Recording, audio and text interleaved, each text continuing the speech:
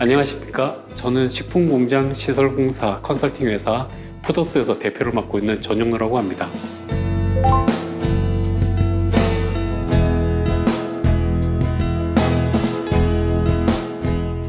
식품공장 건축공사와 관련한 자료와 서적이 국내에는 거의 없기 때문에 많은 분들이 이 책을 이렇게 찾아주셨던 것 같습니다.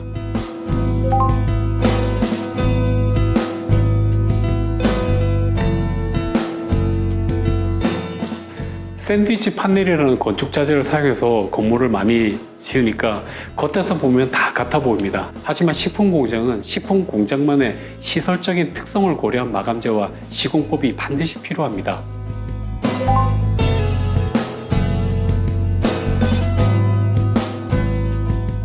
저는 처음에 반도체 클린룸 공사와 관련된 일을 시작했었습니다. 그러다 처음 식품공장 시설공사를 하게 되었을 때 슈퍼클래스까지 경험해왔던 제가 제약회사도 아닌 식품공장쯤이야 라고 쉽게 생각했다가 초기 몇 년간은 엄청난 수업료를 내야 했었습니다. 반도체 공장 클린룸 작업장은 물을 사용하지 않습니다. 하지만 식품공장은 물 사용이 많고 기름기, 스팀, 발열, 유증기, 거기에 건축물을 부식시키는 소금기까지 취급하는 공장이라서 건물의 수명이 매우 짧아질 수밖에 없는 환경에 놓여 있습니다. 식품공장 시설공사의 난이도는 제가 생각하기에 반도체 공장의 클린룸이나 제약회사의 클린룸보다 몇 배는 더 높다고 말씀드릴 수 있습니다. 지금도 식품공장 건축공사를 하면서 건축주는 건축주대로 그리고 시공사는 시공사대로 적지 않은 시간과 그리고 금전적인 손해와 피해를 보는 것을 많이 보고 있습니다. 식품회사 건축주분들이 식품에는 전문가지만 건축에 대해서는 이렇게 비전문가이다 보니까 주변에 아시는 어떤 건축 설계사나 시공업체에게 의지를 하거나 이렇게 도움을 청하게 됩니다. 그런데 참 안타깝게도 그 주변 분들이 제가 그랬던 것처럼 앞서 설명드린 식품공장의 특성을 경험해 보지 못한 분들이 대부분입니다. 그리고 식품공장 건축공사를 한두 번 해봤다고 해서 모든 식품공장의 특성을 다 알고 있다고 장담해서는 안 됩니다. 예를 들어서 물을 많이 쓰는 김치 공장과 물 사용이 거의 없는 건조식품 제조 공장의 시설 컨디션과 생산 환경은 확연히 다를 수밖에 없지 않겠습니까?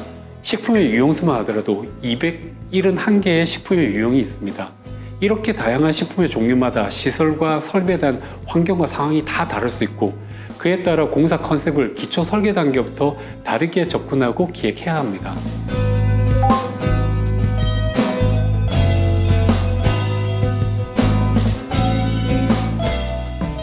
대다수의 중소규모 식품회사가 공장을 짓기 위해서는 정말 있는 돈 없는 돈 다 끌어모아서 공장을 짓고 있습니다. 20여 년 넘게 제가 이 일을 하다 보니 사명감이라 너무 거창한 것 같고 일종의 책임감이 느껴서 출판을 결심하게 됐습니다. 식품회사 사장님들이 막상 건축공사를 준비하다 보면 뭐부터 해야 될지를 잘 모릅니다. 그래서 설계사도 만나보고 시공사도 만나보지만 만나는 사람들마다 말이 다 틀리니까 오히려 더 혼란스럽게까지만 한 거죠. 그래서 식품회사의 건축주분들과 그리고 시설공사 관련된 여러 분야 전문가분들이 이 책을 통해서 제가 겪었던 실수와 시행착오를 겪지 않았으면 하는 마음에서 책을 쓰게 되었습니다.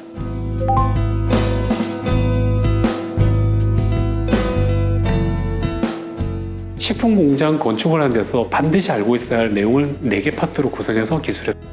그 첫 번째 파트는 기획 단계로서 어떤 공장을 어느 정도 규모로 지을 것인가 하는 내용입니다. 먼저 우리 회사가 갖고 있는 역량과 제품의 시장 포지션부터 분석해야 하는 일이 우선되어져야 합니다. 막연하게 주관적인 어떤 감으로만 접근하기보다 냉철한 분석을 통해서 현 상황을 객관화시키는 작업이 우선되어져야 합니다. 우리 회사와 고객층 그리고 시장을 냉철하게 분석해서 현 상황에 대한 객관화가 이루어지게 되면 우리 회사의 장점과 단점을 정의하게 되고 이 장단점을 통해서 우리 회사가 닥친 어떤 문제점을 찾게 되고 그리고 앞으로 나아갈 방향이 이제 보이게 됩니다. 그렇게 되면 비로소 내가 원하는 목표가 무엇인지가 분명해져서 마침내 나에게 어떤 공장이 필요한지를 명확하게 정의내릴 수 있게 됩니다. 두 번째 파트는 설계 업무에 대한 내용입니다. 성공적인 공장 건축은 완벽한 설계에서 시작한다라는 부제처럼 설계의 중요성은 아무리 강조해도 지나치지 않습니다.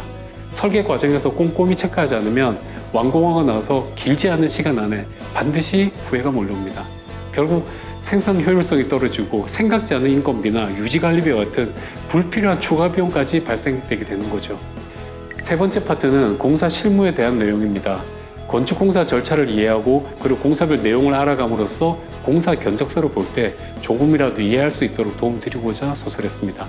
그래서 공부할수록 돈을 아낄 수 있다라는 부제를 달았습니다. 특히 공사업체를 선정하는 방법과 그리고 공사가 시작되면 건축주가 어떤 것들을 챙겨야 하는지에 대해서도 기술했습니다. 네 번째 파트는 해썹 선행요건을 충족시키기 위한 주요 공사에 대해서 설명드렸습니다. 이 파트 역시 공부할수록 돈을 아낄 수 있다는 내용입니다. 법적 기준을 충분히 이해한 후에 우리 회사와 제품에 맞는 시설공사 범위를 정하는 것이 무엇보다 중요하다고 말씀드리고 싶습니다. 이 파트를 읽고 나서 우리 회사 상황에 이렇게 적용해보면 굳이 우리에게 필요 없는 시설과 마감재에 대해서 어느 정도 이해하게 될 겁니다. 여기까지 이해하고 분석한 다음에 그 다음에 공사 전문가를 만나시기를 강력하게 제가 권해드립니다. 그래야 공사 범위에 대한 기준이 서여서 흔들리지 않기 때문에 공사를 위한 시간과 비용 모두 다 줄일 수 있습니다.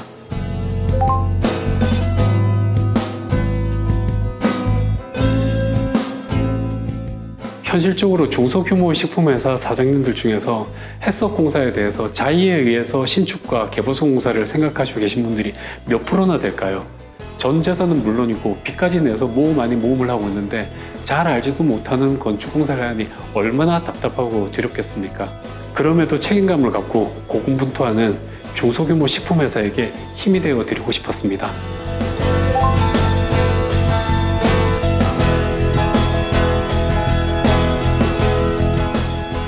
식품공장 건축공사는 공부를 하면 할수록 돈을 아낀다는 말씀을 오늘도 여러 번 드렸는데 제가 강연을 할 때마다 드리지만 다시 한 번 더 오늘 이렇게 말씀드리고 싶었습니다.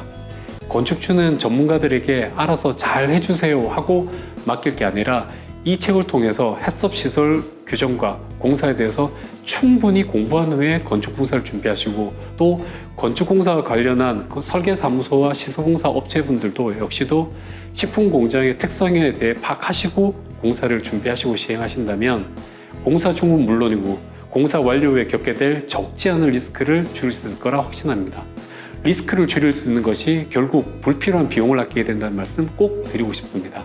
앞으로 유튜브를 통해서도 책 내용으로 강의를 할 계획을 갖고 있습니다. 많은 분들이 도움받을 수 있는 계기가 되었으면 좋겠습니다. 감사합니다.